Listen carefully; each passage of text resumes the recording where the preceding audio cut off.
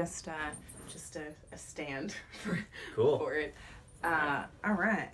So, oh yeah, you said you've never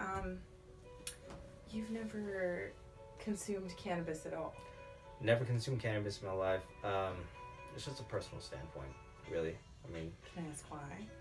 I don't know. Like it's always just been the fact of trying to keep my body clean, and now back then, because when I was growing up, my dad was, a former police narcotics agent, and so with that, it was always like taboo for him to have to do that. And even whenever I brought my friends over, if they were even a little buzzed, like it's hack, don't ever bring them here again. So I was like, Oh dang. yeah. So him being a narcotics agent back in the day, he knows how to pick up on stuff like that. So Beat it in your head that it might be a bad thing. yeah, and in order to keep from getting my butt whipped pretty often, I just stayed away from that. I understand. I grew up in a very religious Christian home. Ironically, now my own mother, she'll vape, and she doesn't have to have even heart medication anymore, which is really cool. Yeah. And she's got the same spinal stuff going on as me, but she's had surgery and all that, and it helps lessen her pain. She can sleep better at night, and so that's why I was curious because. Well, that I don't know. Like now I know it's sort of a oxymoron, or not necessarily oxymoron, but useless for me to hear this now that I know the effects of cannabis or anything like that. But whenever I did have my brain injury and I was having my craniotomy, where it was literally open brain surgery, the doctor that performed the surgery said, if I hadn't lived such a clean life, I would have probably not made it through the surgery. Oh, I totally believe that. Cannabis, I agree with the legal age limits that they're putting on them. Yeah. Being at least 21, to be honest. Of course. I mean, even because you went through medical school. Yes. So, which is kind of awesome to me as a trainer to hear, because I also study the biomechanics and then a medicinal side of the body as well. Mm-hmm. And the brain is something that super fascinates me, and studying all that and how cannabis affects your brain before you reach a certain age. Yeah. I can totally agree with that. So yeah, I mean, with the legal age limit being 21, I believe, right? Yeah, I think so, it's alcohol. Yeah, so in that case, exactly like alcohol. So in that case, the brain will actually reach full maturity before, legally, which I know probably people won't follow, but at the same time, legally, the brain will be able to reach full maturity before, they experiment with, cannabis or anything like that. So absolutely. Which honestly, alcohol, if you ask me, just as bad, or not even as bad, worse. Yeah, so. way worse. To me, it's just poison. I'm not totally against it, but yeah, for the most part, I mean, if you want to do a glass of wine here or there, yeah, that's good, but you might as well just take resveratrol. It's a much better, easier way to get it, Yeah, and I mean, from a training standpoint, if anybody out there wants to lose weight, stay away from alcohol. As soon as it gets into your system, it turns into sugar. The alcohol in there reacts with certain enzymes in your body and just immediately turns into sugar. And sugar is pretty much, cause of obesity, cause of everything. Oh, dude, I equate it to the root of all evil. Oh, heck yeah. I mean, you think about it. Sugar itself is poison. Alcohol also is poison. When you go through a distilling process or fermentation process of beer, liquor, wine, it always ends up with massive amounts of sugar. Not just because of, putting the grapes in there or whatever, but because you still add extra sugar in there for that flavor. And I don't think people understand, and I find as a trainer, one of the most difficult things I have trouble explaining to people is you have to watch the ingredients of what you're putting in the body, not necessarily that nutritional panel, because that nutritional panel is more there of a guideline to aid you for the average overall, not what you need, right? Yeah, trust me, I know what you mean. That's why, when I look at the guidelines, the ingredients, if I see anything with os at the end of it, right. Same here. Excuse me. If I can't pronounce it, basically, I'm not gonna say it, even though I can pronounce some crazy words. But and I'm sure you could too. Supercalifragilisticexpialidocious, something like that. But no, I know exactly what you mean. I'm the same way. If I look at the ingredients list and I can't pronounce it, what the heck it is, it ain't going in my body. sorry. Yeah, even if it's like Xanthan Gum, which I can't pronounce it, and that's in a lot of stuff. Like I know what it is. Negative. Not doing Yeah, that. it's, even though Xanthan Gum is one of those like natural binders that's there in nature, I try to keep everything, especially my baked goods, like as pure and organic and natural as possible, as little binders as possible, unless I'm using, coconut flour, almond flour as the actual binder itself versus something else. Yeah, of course. I feel like if it's gonna make something else stick together, it's gonna stick in your body. And much like when you're a kid, they tell you don't chew gum and swallow it, right? Because it doesn't digest. It just sticks against the digestional wall until it just falls off and you poop it out. Yeah. It's like having corn. It's just fiber. Yeah, I know what you mean. Well, certain types of corn. But I mean, still to this day, I'm still looking for that piece of gum that I swallowed in elementary school. right, I think I'm we playing. all are. So, as a trainer and in gym, when I worked in one of my biggest obstacles was approaching people. How do you feel about doing that? Well, I mean, approaching people, it was like when I was younger, I used to be really shy, and I've come out of my shell now, and it's more along the lines of like, I guess approaching people in a gym from like trying to make, a potential client.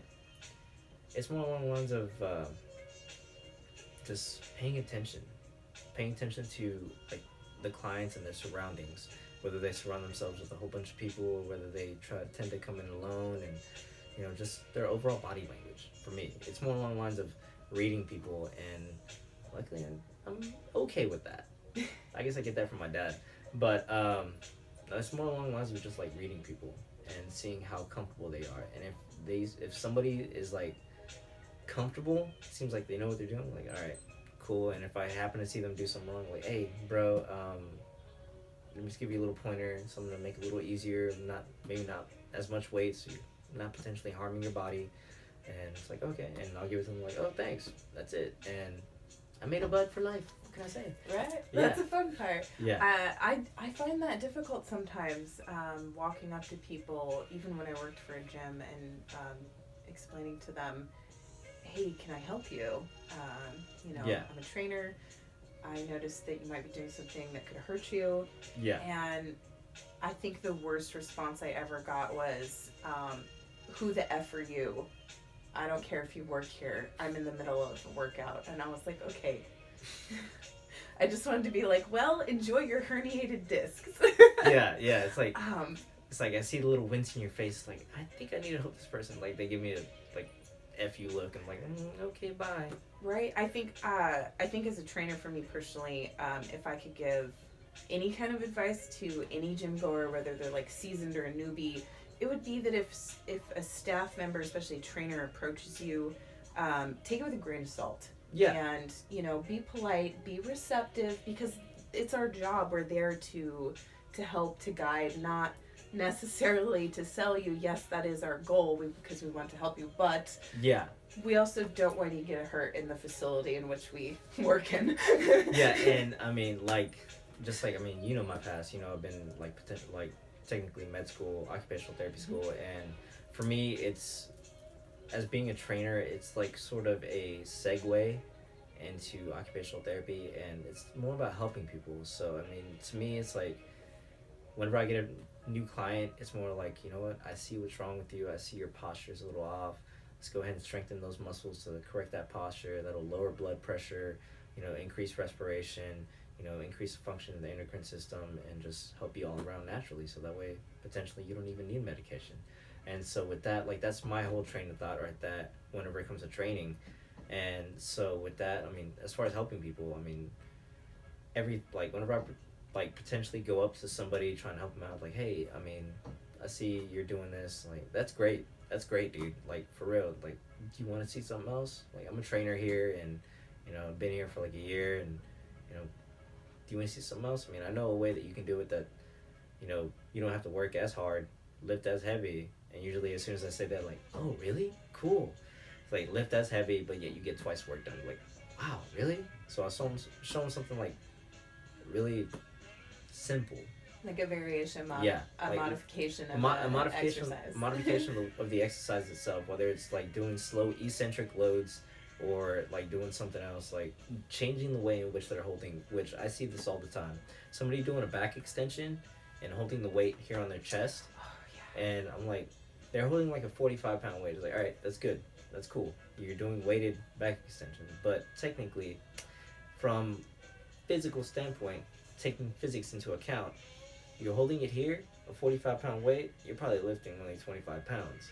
But yet, if you get, say, like a 5-pound weight and put it on top of your head, that 5-pound probably become like 25 pounds. Right. And I honestly, so I know you do this also because we've had discussions. When you're working out, you people watch, especially as a trainer. Of course. Yeah, of course. And they never notice, but, you know, I mean, some of them do, but most of them, I sit there and I go, oh God, please stop. Yeah, of course. And then there's the other side of, I look at people stack the plates, especially when they're doing like deadlifts or squats, and they go 45, 25, 10, 45. What are you doing? I'm just small, big to small, big to small. Right, but you're right. You also need to remember physics comes into account when you're weightlifting. Oh yeah, extreme amounts.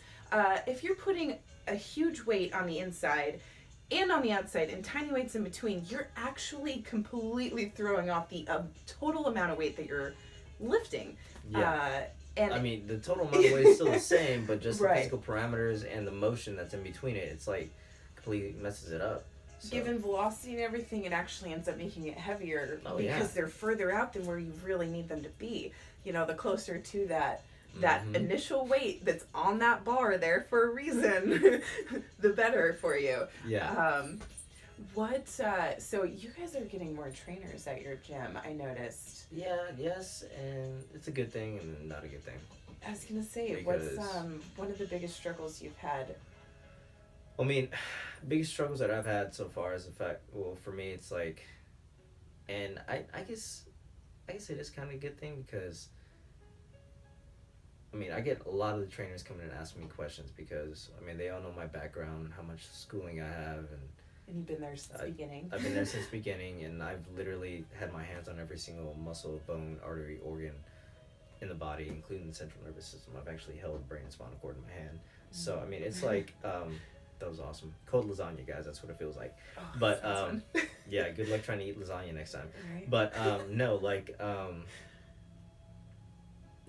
for me, it's like, I understand the body and how it's supposed to work. Right. And what can go wrong and why. And so whenever it comes to me, it's like I get people, the new trainers, they come in like, oh, hey, can you tell me about this? Which I don't mind. The stuff that I mind is whenever it's like, oh, hey, my client got hurt the other day. It's like, do you think that you can help him out? I'm like, I can. I'll try to find time in my schedule, but what do you do? How did they get hurt? And essentially it's like, if they tell me, oh, no, they got hurt at home, all right, cool, I'll do that, no problem. It's like, oh, no, we were trying to do something, like a lunge, and it's like, how are you trying to do it? And they show me, like, why? Yeah. So it's more like that. I'm like, why in the world would you try to do it like that? I have had some conversations with the trainers in and out, because I've been there just about as long as you now. Yeah. As a gym member, which is kind of fun that we get to be on both sides sitting on the couch talking about this. Yeah. I've seen, and I don't want to like be rude or rag on anyone, but I've seen some trainers there that definitely need a trainer or maybe need to brush up on their schooling again. Personally, as a trainer, I feel that I really shouldn't have become a trainer until maybe a year or two ago, having gone through my own like personal journey of my body, and it's helped me understand, you know, how to explain things better to other people. And I mean, you've watched me go through of course so many things over the last year. I've seen like the genesis of you come along. But no, like, it's funny that you mentioned that, because I mean, you know my own personal journey from, 10 years ago to now. But from my own brain injury, being completely hemiplegic, not being able to move the left side of my body, to where I am now, it's like completely different. I went from not even being able to sit up straight where if somebody wasn't holding me, I'd fall down. Right. And now it's like I'm a personal trainer. It's like, that's, to me, like, to everybody else, it's like, oh my god, this is so awesome, how did you do it? And like, to me, it's like, I just did it. But right, now you it's feel like it's just, that's everyday life for you, is battling those little obstacles that we have with our bodies, right? Yeah, and it's more along the lines of just like, I don't know. But the whole, me going through that struggle of, literally learning how to sit up again, from like literally coming from the ground up, building myself back up, that helped me and helped me understand like my body and what I need to do in order to help people. Right. Like, that's how I relate to my clients, and as a point of, just from a standpoint of like, okay, she wants to lose weight, she's having a lot of struggles losing weight, like she doesn't know what to do. It's like, okay, well, let me see how you're doing it. And from there it's like, okay, I may see something, but I'm gonna test something. But so a lot of my clients at first, they're like, I don't even feel like I'm working out, but I'm getting tired. It's like, well, that is true. We're not necessarily doing a workout, just a little examination that I put everybody through. Very first session, I tell them that's the only easy session that they're gonna have. Yeah. And so I put them just through regular body weight stuff, and if they can't move properly with just their own body weight, why am I gonna load them up with weights? Right, I see that very often. There's a particular trainer there that I find doing, pushing his clients, which is great. He has such great energy and a good personality, but oftentimes I see him, come on, one more, and his client's like really struggling, and their lower back is just like pushed forward, the hips are pushed back in the wrong spot, and I'm just sitting here going, just because they're lifting a bar with no actual plated weights on that bar itself still weighs at least 45 pounds, I guarantee. Exactly. If you're not going to do proper form with just your own body weight, I don't care how muscular or strong you are or whatever. I have had so many times myself where I've had to go straight back to fundamentals and basics because I took too much time off for something, or I got hurt again. My body decided to give way and I had to go back and restart over. Everybody needs to start from those foundations, and I think a lot of people forget that, especially as trainers. I forget it sometimes, I'm like, oh yeah, you got this, you're so strong, let's move on, right? And then I'm like, wait a minute, now you're saying that you're feeling kind of pain, okay, maybe we need to back off a bit, right? I've also had clients tell me, oh, well, I was like this 2 years ago and I want you to do it this way, and then I advise against it, and then they insist, and then they can't move for 2 days after. Those are hard situations for me to deal with. Have you ever had to deal with something like that? Yeah, there was one client in particular where, he tells, like, he came very first session, and like he did great during the examination session that I usually do, and then like the session afterwards, I gave him some light weights, gave him some workouts to do, and all of a sudden he's like, I couldn't move for like 3-4 days. I was like, oh, okay, well then we're gonna go back to doing just body weight stuff. So that just initially told me like, okay, well then he's comfortable moving his own body. But whenever it comes to like muscular strength, there's always different ways, and I vary the exercise that I do. Like for me, if it's just a regular push-up, I can do like different stances with your hands where it's different, where it puts one stress on one particular pec instead of the other, or even elevate your feet or something, or elevate your torso to where it's not so much weight, or elevate your feet to where it's more weight. Right, going back to those variations. Yeah, exactly. Again, people forget. Like squats, I think I can think of at least 12 different variations for a squat. Right? It's like, it's important to remember to change up your workout, and people don't quite understand why. Do you want to explain that, how that works with the muscles and the nerves? Well, I've always said that the body is probably like the smartest thing in the world, even better than, say, Nikola Tesla back in the day. He, like, the freaking genius that invented Tesla coils that could have potentially invented a way for like fusion electricity for the entire world. But like, Our world would be so yes, different. our world would be so different. But like that genius, like even our body is smarter than that. So say whenever we go through a certain workout a certain amount of times, our body figures out a way biomechanically, muscularly, and system all work together to find out the most efficient way to do that workout. Right. So from time to time, we get there and say, yeah, we can change certain aspects of like adding more weight or adding more reps, but we're still doing the same workout. And so with that, it's more along the lines of your body still figures out a different way. So after a certain point in time, everybody's like, all right, I've done this forever. So you do bench press like freaking 2 years in a row. It's like, okay, I've done this forever. I'm good. I know exactly what to do.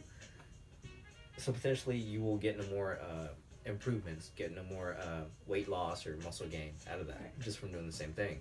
And then by changing it up, by say doing, instead of just like regular barbell bench press, go to dumbbells, which you see me, I always do dumbbell bench press. Yeah, a lot more isolation there. Yes, exactly. I prefer it as well because old injuries and still, working through those. But no, like instead of just doing regular barbell bench press and say somebody transitions to dumbbell bench press and they try to do the exact same weight that they do with the barbell, and they can't do it, they're like, what the heck is wrong? I mean, I do this like, what happened? Yeah, because you're using what's then going on that I think people don't realize is you're actually using different parts of that muscle that's there and different little muscles. And that is really, if you're not using those muscles and supporting and shocking those muscles, that's when you plateau. Yeah. And then that's when people, get frustrated, I think, and then they end up, their hormones get out of whack again. They end up, kind of relapsing and gaining weight again in the wrong ways. Yeah. There's a lot of hindrances, I think, that can go with going to the gym. And one of my biggest things is I've always wanted to get people to see the gym is more of a place for, healing. It's literally there as a tool to be utilized. Yeah. But that also kind of brings me to like our next topic, which is couples in the gym. I am totally fine with couples in the gym. I've been a couple in the gym. I've been a bystander. I've been a trainer of a couples in the gym. Yeah. What's your biggest obstacle with couples? Well, I mean, just like you said yourself, you've been a trainer of couples and everything. And, with me, I see couples in the gym all the time, and I even have 2 clients that are married, and they love to work out together, and it's completely fine. And, so whenever they work out together, I mean, they are hilarious, by the way. But whenever they work, they bicker and everything. It's hilarious. And so it's like, oh, you want to do this? No, let's not do that. The other one's like, yes. I was like, oh. I was like, it's freaking hilarious. But no, but at least it's positive. It's playful bickering. Yeah, it's playful bickering. They haven't gotten divorced, I don't think. But no, it's playful bickering, and that's completely fine. But for the most part, if you didn't know that, I mean, I've literally had people come up like, are they together? I see if they work out together. I mean, are they just friends? Are they together? Like, no, they're married. Like, they're married? So that's cool. And so, but then I've seen the other spectrum where it's like, oh my God, I miss you so much. I'm like, it's like, really, dude? Bro, seriously, just calm down. It's okay. It's like, you're still within eyesight, line sight. So if you turn your head, she's still there. It's okay. Right. I see that very often, and as a bystander, I feel it's distracting, to be honest, when they're very, grabby, touchy-feely at the gym. Yeah. I grew up very conservative and Christian for the most part. Not that I am now, but yeah. I am a very modest person where I believe that, certain types of PDA need to be left at home or in the bedroom or in private. Yeah. But when it comes to the gym, I think that couples working out together is good. It's like having a workout buddy, but it's a little bit better connection and deeper bond because you are intimate with each other, which then affects your hormones and the levels of your hormones. Yeah, of course. Right. And they've done studies where, females being around their boyfriend or their husband or significant other, it raises their testosterone, it helps with muscle growth. That's great. I don't want to see you guys making out in the middle of your sets, or even on that regard, bickering and real fighting. Like I've seen couples straight up legit, quietly get in each other's faces. And I don't know about you, but I've also seen people around me look at them dude, what the hell, I think it's distracting. It affects people around you. It's one of my friends, she calls it Vibenomics. Rubbernecking. Where you're I like it. right. I start using that word. Vibenomics. Yeah. Where your energy and whatever your mood you're in affects those around you. Of course, So. and that brings up to mind one time, a session long ago, back when I first became a trainer, and I was training this woman, and I can't remember exactly what it was. I think they were a married couple. Like, I didn't talk to them or anything, but they were just bickering about, I think it was like finance or something like that. Something that's, you know, That shouldn't be at the that gym. shouldn't be at the gym. And so, oh no, it was about a vacation.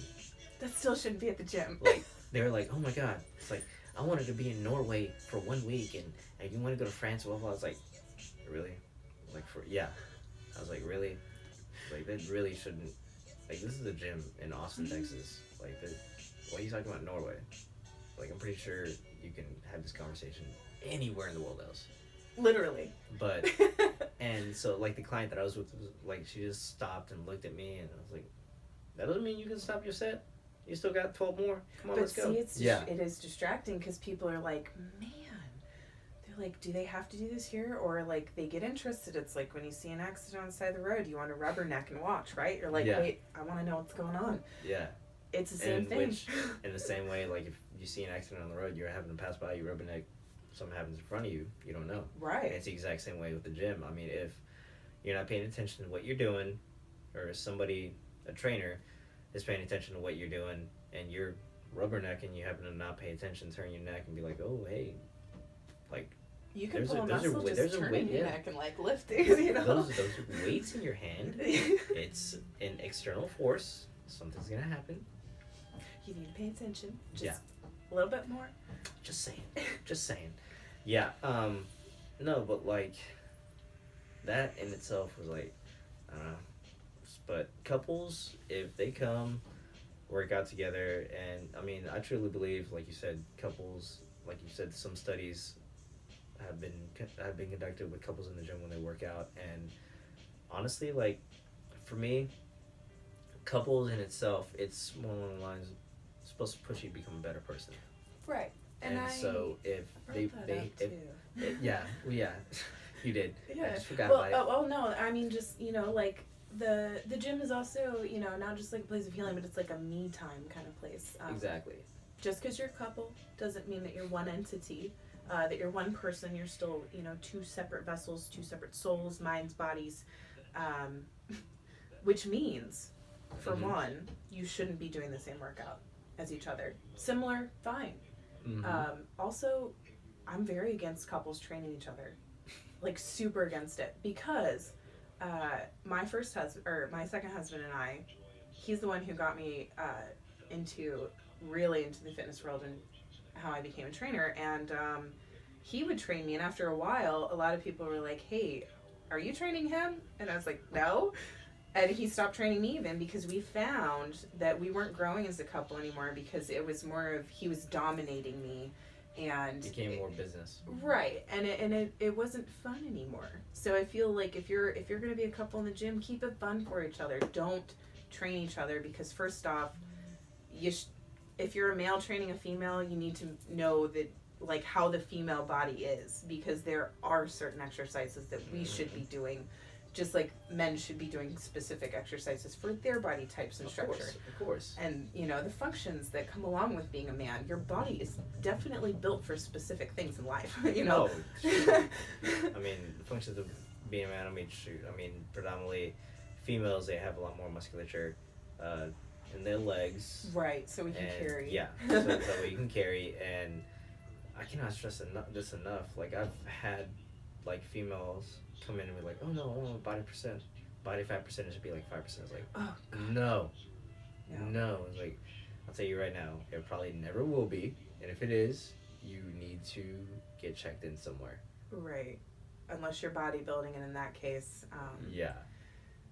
That's another conversation for a different time. There's still a whole other thing with that, but. You know, like, say, she's like, no, I want to get down to 5%. It's like, never gonna happen. It's like, why? Why would you say that? It's like, physiologically, it's honestly like impossible unless you're starving yourself.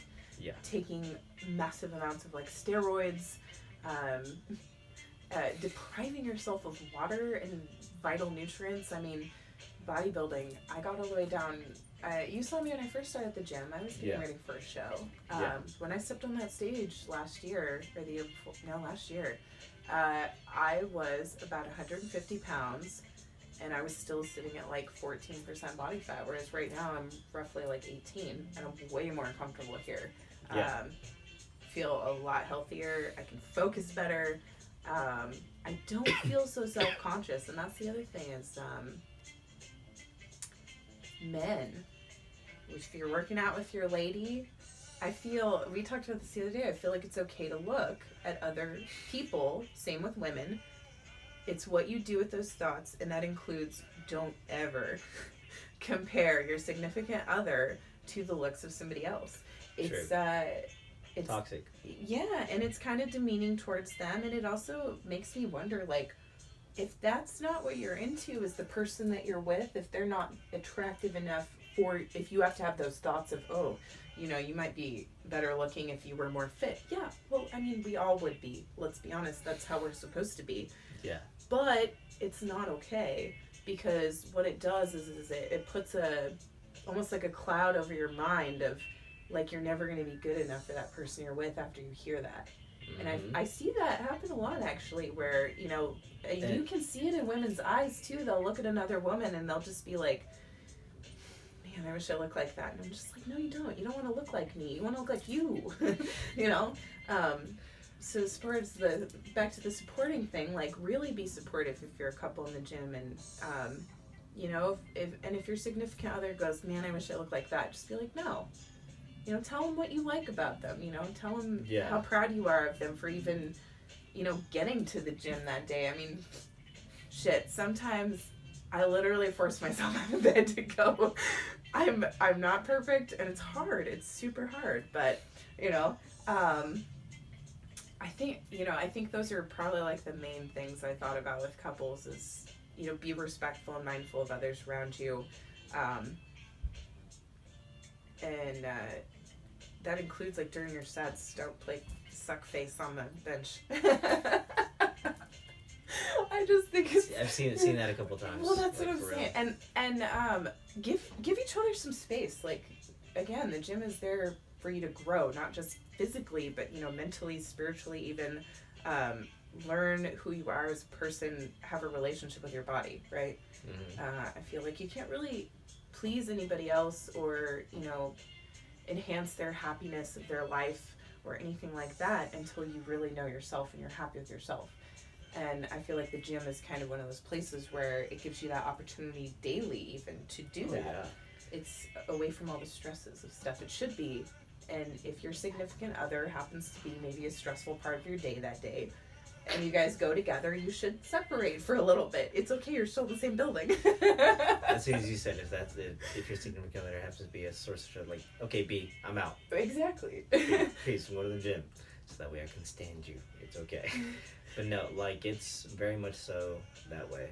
Like, it's been, I mean, there's been times I've been stressed in life, and I go to the gym, and, I don't know, like, there's been times I've been stressed in life, I have, like, freaking a million things to do on my to-do list, and all of a sudden go to the gym, like, okay, I'm good. What's first thing? Okay, let's do it.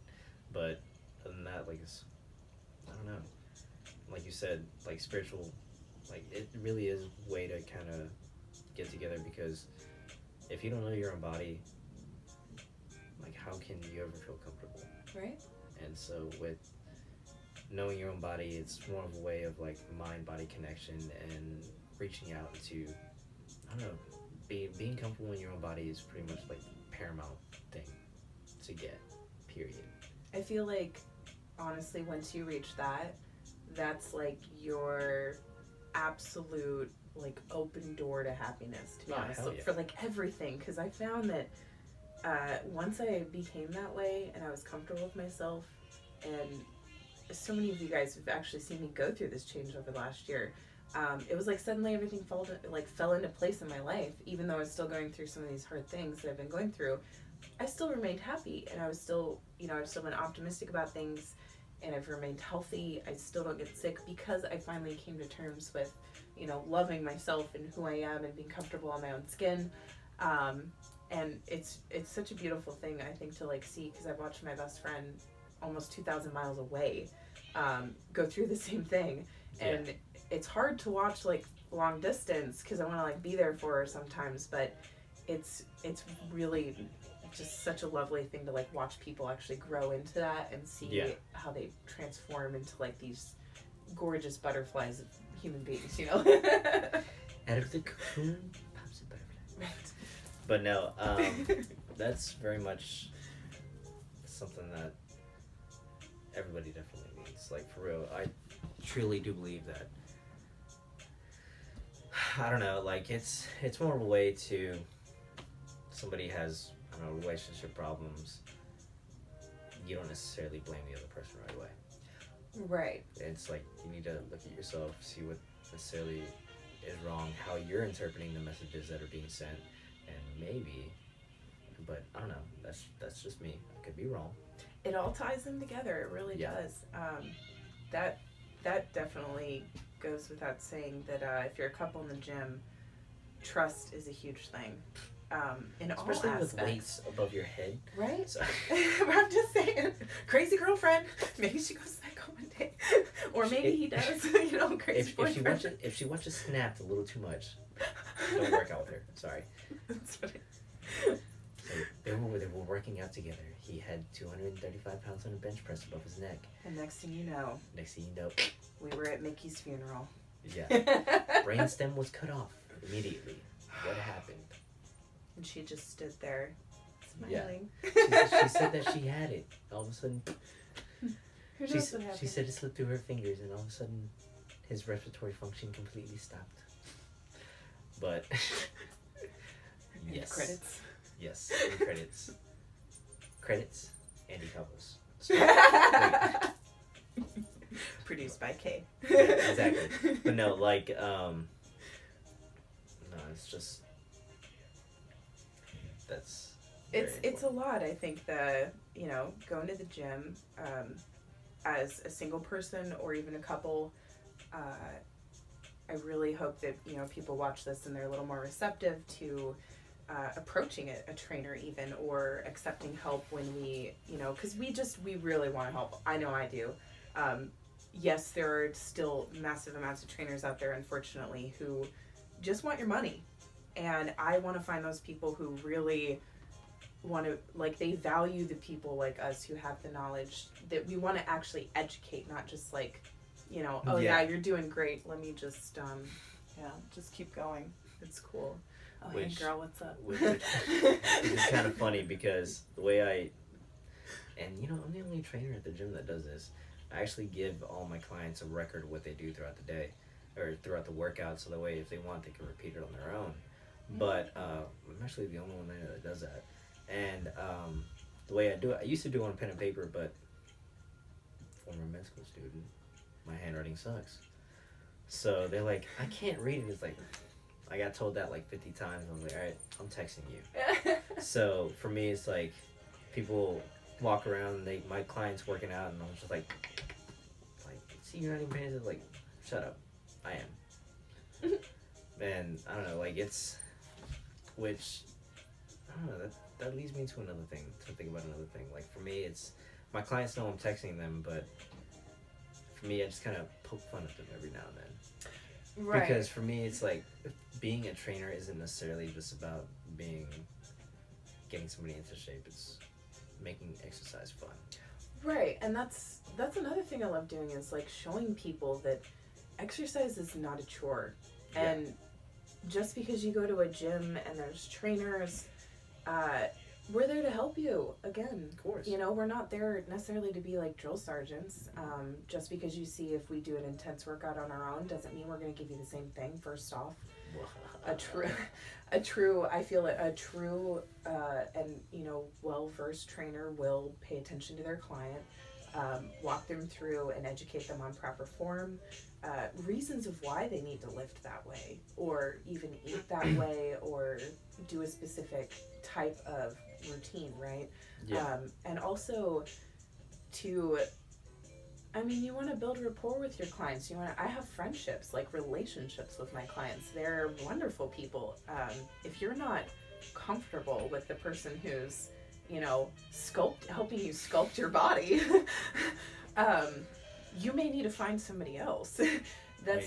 I've literally went and had burgers with one of my clients, which it was delicious. Oh my god, that was so good. But like just hang out, and honestly, like I'll get text messages from my clients when I'm off of work, like, oh, like hope you have a good day, blah blah. It's like, oh, thanks. And that's about it. And I guess one thing that I'm extremely proud of, and may sound materialistic, but it's really not. Because I got Christmas presents from some of my clients. Dude, I get gifts sometimes from like regulars for like the donuts and stuff. Yeah. And over the years, as being a model and a fitness personality and all this stuff, clients give me Christmas gifts every year. I have one particular client, she gives me something every year. Yeah. I think it's wonderful, I do it when I can as well, just to show appreciation. I can't always do it because sometimes you end up with a lot of clients, but... And that's why, like, with me, like, it doesn't necessarily mean I'm looking to get something back, period. Right. It's more like, oh, they appreciate me. That's good. Yeah, it is nice. It's nice to be appreciated by the people that you're helping. Of course. They know that, well, of course they pay us for that service, but the friendship is not required. The niceness necessarily isn't required for us to... I'm not nice. I'm not nice. I get called an a-hole like 50 times a day, and it's good. And then after the sessions, I was like, I love you. It's like, okay, yeah, sure, you can call me an a-hole like 20 times, but okay. I love you too. Bye. I get the same thing. I get these looks like, hey, I really hate you. And I'm like, I know, but you're going to love me later. It's okay. So you hate me now, you're going to love me later. Just shut up and do it. Exactly. Well, I'm so glad that you came on. Thank you. Probably have to have you on again to talk more about some more medical side and fitness, since we're both into that.